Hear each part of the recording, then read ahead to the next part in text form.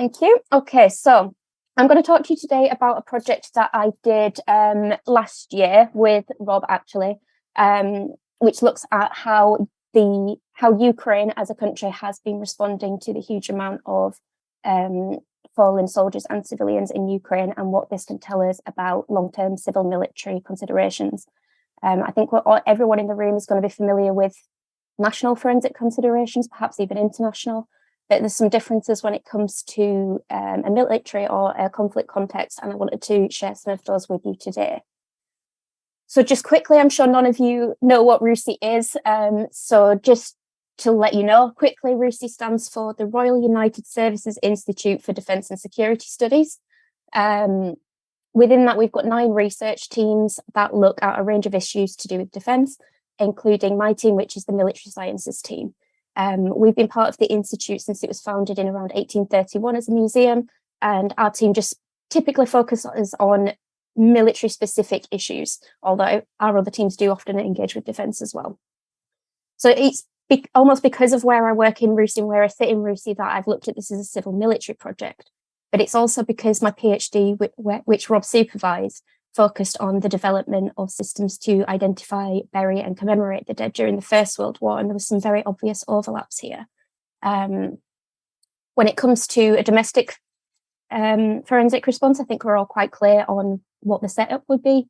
That's completely different in a war situation where all of the domestic and civilian services are overwhelmed, or where military units have tried to retain control for a certain amount of time. So we're going to have a look at how some of the different organisations engage with each other, how this is kind of similar to standard practice or how it's maybe different to peacetime procedure, and what we can really take away from that. So just to introduce my co-authors as well, I'm not sure if Olga's blocked off at the end. This is not a project I did on my own. I don't work as a forensic. I research military topics. So I went straight back to my supervisor, Rob, to see if he wanted to do this with me. And we pulled together this team, including Patrick Randolph-Quinney, Shari Forbes, and Olga Ivshina. You're probably familiar with the first 3 on the screen. Olga, maybe not so much. She does have her own PhD. She is Ukrainian, and she's been covering the war in Ukraine since 2014. So she helped us just make sure that we were getting that Ukrainian context and we weren't being a bit sensational from the comfort of the UK. So we noticed quite a few patterns when we started looking at this project. We decided to focus just on the initial stages of the war. So at RUSI, we kind of tried to keep up with the pace of what's happening in real time. We're slower than the media, but quicker than academia. But we wanted to get something on record that kind of explained or added context at least to the initial response and kind of explained just how many skill sets and organisations were involved. So we had to start by putting a narrative together. So we've been throughout this, I'm going to use these maps from the Institute for the Study of War in the US, which is amazing if anyone loves maps. And you see this here on the left, and everywhere in red is where Russia was striking in that first month in February 2022. And the media narratives around this time were really focusing on the initial deaths, how quickly they were rising, how many casualties there were as in injuries, and just the scale of it. We obviously no military has really prepared for war in Europe. We've designed our armies to kind of respond to something that looks more like the war in Afghanistan than what looks in the war in Ukraine. And fundamentally, all of us have wound down our mass casualty capabilities because we weren't expecting this kind of war. So this was really shocking to the world. And then as we moved into March and the strikes kind of started to move around the country, they seemed to become even more aggressive. We started seeing some more shocking things in the media narratives. I first got involved when the reports of the mobile crematoriums came out. We saw those, they were quite heavily reported on in February, but they were never used, likely because of the heat signature they give off, which would mean that the soldiers that were operating them were really easy to detect. We started to see the first reports of mass graves, which kind of brought to light a real misunderstanding between the public about what a mass grave is. I'm not going to go too much into that because I think one of the next speakers might be touching on this a little bit more. But there's clearly a lack of understanding that a shared grave or a grave involving more than 3 people is actually a feature of a military burial tradition. It's what they are taught in their doctrine. It's part of their practice. It's part of a sanitary burial. And we also saw the same thing in COVID. It's just standard practice where you have a huge amount of bodies. So that was something that was quite concerning as well.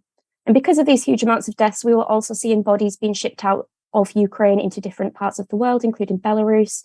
That's still happening today. I think there's reports of bodies being found in Siberia from Wagner groups in the last week or two. And then April, where we kind of tried to bring it to a close. The front line that you'll see there on the left, it's quite similar to today, actually. The position really hasn't moved that much in the last year. And this is where we started to get the first actions against allegations of war crimes. I think there's been allegations of war crimes throughout, but this was the first time where the Prosecutor General was starting to get involved. And it was becoming it was becoming an international problem that we had to acknowledge. And this is where we started to get real discrepancies in the data between Russia and Ukraine as well. Russia has always reported far lower deaths, but Russia does have legislation which means it is a criminal offence for anyone other than the Kremlin to announce information about the number of war dead, which makes that difficult. I think today we believe that over a minimum of 20,000 Russians have been killed in Ukraine. There's an operation which is being run by the BBC and another international company that's trying to map every death that's been reported. But I think that the estimates are that these go as high as 40,000. So that's a huge amount of dead bodies. And that's before we consider those that haven't been found yet, or that haven't been reported yet, or those that are yet to happen. So this took us on to the way people were reporting death. Now, in a forensic context, we all know these images that were seen on the bottom there where you can see faces and clothing where it might be possible to identify someone. That's really not an acceptable thing to do in an ongoing case, but in the war in Ukraine, we've seen journalists and individuals on social media really sharing some quite distressing images, often without any sort of sensitivity filter or anything like that. And I think we can all agree that we have no way of knowing if these people's families have been notified of their deaths, or if any of the usual legal procedures have been followed, and it's just not reasonable. There's no dignity there, which leads me to believe that this type of image sharing is a breach of the Geneva Convention because it denies the dignity not only to the dead but to their families. This requirement isn't just a feature of the Geneva Conventions, it also is of the UK's laws of conflict and of the international laws of conflict. Now, a lot of historians will argue with me that there is a need to share images of the dead to help civilians understand what's going on in a war. I can agree with this to the extent, and that's why I've included the images at the top. I don't think there's anything wrong with these types of issues that do alert us to the reality that Ukrainians are facing. But the images in the bottom, I think all of us really have a duty, given our expertise, to really call this out and help educate journalists, because we know this wouldn't be acceptable if it was one of our families. And just because a war is happening in another country doesn't mean that we should disrespect them and their families in this way. So who is responding to the dead in Ukraine? It's all the organisations you would expect in a UK context, except really is a whole society response, just like you'd expect in a war. It's quite similar to what we saw in the First World War, except, of course, for the Ukrainians, this is on their home soil, so they have all of their infrastructure. We know they've got expertise. We know they have the right facilities to deal with this sort of thing, just perhaps not at this scale. So we have the first people who are required to respond to dead on the battlefield is the capture of the battlefield, whether that is Russia or Ukraine. All sides have a duty to recover those that die on the land that they are in control of. When it is safe, or when it is no longer an active fighting zone, this is when police and specialist organisations can come in, whether this is emergency recovery organisations like we've got Kenyans in the UK, or it's other groups. I'll talk about some of them in a little bit. Then, of course, the bodies, once they're recovered, wherever they're recovered from, they move through the usual medical legal structures, so through to morgues. They need to have the deaths confirmed. There will be investigations into identity where possible. Where those investigations happen or there's allegations of war crime, the information may then move through the Prosecutor General's office, and ultimately all human remains will be deposited in a war grave. The graves you can see at the bottom, they look very much like any war cemetery that I think you've seen through modern history. But of course, we have the problem of people burying their own, which it sounds horrible to call it a problem because, of course, they're going to bury their own. But that then means the body has to be exhumed so that the usual medical legal procedures can take place. So it's a really overwhelming task. And of course, Ukraine is still a war zone. So there's all sorts of methodologies for human identification. I won't go into them because I believe most of you probably have more knowledge than me. The first three are more closely associated with the police. The rest are the ones that Interpol might focus on a little bit more. But there's a lot of skill sets that have to come in, and the skills that will be required for each individual case are determined by where the body was found, which makes it even more difficult to think in terms of workforce planning or cost estimates. So of course, the requirements for a body that's found outdoors are going to be completely different for a body that's found indoors. And I think this is where the skill set transcends what we're usually trained for as forensics. There's a lot of the usual similarities, but there's some of the skills from conflict archaeology, understanding the different types of weapons and the impact on the body, particularly thermobarics. Most of us that have worked in conflict archaeology will have never come across a body which has been victim to a thermobaric weapon, for example. So there's all sorts of new skill sets and considerations or developments within our own fields that will be ongoing during this. So there's a few tiers of expertise. I wanted to try and kind of just break down the types of people that get involved on the civilian sort of side, because we've not just got national expertise, we've got regional and international. So in Ukraine, we have the police, the prosecutor general, as I mentioned, and of course the Ukrainian Red Cross Society, supported by the International Red Cross. But you've also got some NGOs with a real skill set that no one else in the world, frankly, has, particularly Black Tulip, who are really interesting if you want to look online. They've responded to the war in Ukraine in 2014. They are one of very few organisations that actually has practical experience of providing a forensic response during an ongoing war within a battle zone. And I think the rest of us will be learning a lot from their experience in the coming years. You've also got experience in the region. Georgia and Poland have experience of dealing with deaths in the region.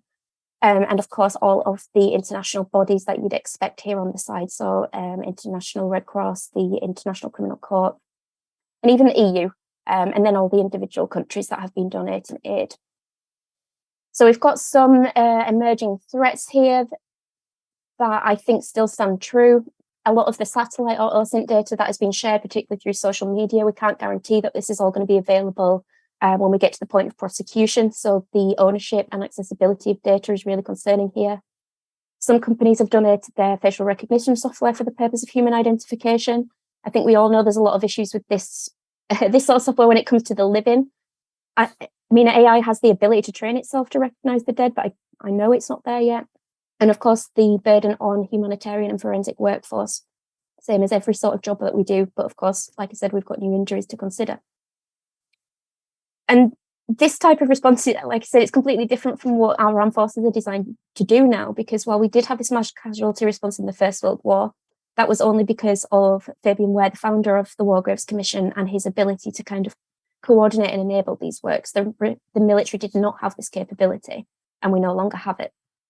In the Falklands, we got used to helicopter lifts, and this is where we started to get the choice. Repatriation became possible again, or you could be buried where you're fallen, which is an option soldiers have today. And today we've really got a very basic setup. We rely very heavily on the concept of a 24-hour repatriation, even though we don't have the helicopter or air support to guarantee this. And we've really depended on slotting into US infrastructure, which I think the withdrawal of Afghanistan proves that we shouldn't. And this exposes all sorts of strategic risks, which is bringing me to the end of the presentation. For defence, it is an operational risk. It's not just a moral risk about responding to the expectations of society. It is an operational risk because the Geneva Conventions do require them to provide sanitary burials, maintain the sanitation of the battlefield and the dignity of the dead. That is not factored into the workforce planning. In fact, the specialist military affairs capabilities have been assigned to one single land regiment, which obviously cannot be there across all theatres and across all three services, even with the support of organisations like JCCC, which are the official bodies that deal with the war dead. This means we've got a risk of sanitation to the battlefield if we don't get the right organisations to come in and fill this gap. And it also has an impact on logistics because, of course, bodies have to be moved out of theatre, which is called reverse logistics in defence. We've got a shift in approach to human security because we're having to prepare for different types of warfare. So we have to make sure if we're sending a smaller number of people out to fight, that we keep them alive and that we can treat the bodies with respect. And also that we're interoperable with our allies. It's great to have dependencies on each other, but that shouldn't mean that you can't operate on your own. And ultimately, that's what we've allowed ourselves to do with our reliance on US military services. While the War Graves Commission exists, it doesn't exist in a format that can respond to mass casualties anymore. And of course, there's the impact of the public backlash on this because people will not support a war where they don't see a reasonable response to people that die. So the lessons for the UK in that really are that we can't be reactive to an emergency if we don't plan before that emergency. We have to plan in what is our peacetime, even though I would argue it's potentially not our peacetime right now. That mass casualty response and disaster relief are not directly transferable. So the skills that the Army has developed in responding to Hurricane Katrina or COVID, for example, that is not the same as a forensic response to war. We need to do work in peacetime to manage public expectations about the type of burials, particularly mass graves, that are uncomfortable for the public. And we need to recognise that any sort of response is going to be multi-layered and multinational. It isn't just about the UK plan. It's about how are we going to engage with our partners and bring together this coordinated response. It's also a recognition that the work doesn't stop at the end of the war. We saw those pictures before of the temporary war cemeteries. Those will, of course, eventually become permanent cemeteries like the Commonwealth War Graves Commission cemeteries. So this is work that will be ongoing for years. And if it is anything like the First World War, it will be going on for decades and if not hundreds of years. So that brings me to an end. I've just shared a little screenshot of the paper that we all wrote at the top if anyone's interested. If it's a topic anyone else wants to follow up on or maybe wants to offer their support in the defence sector, please do get in touch. And thank you very much for your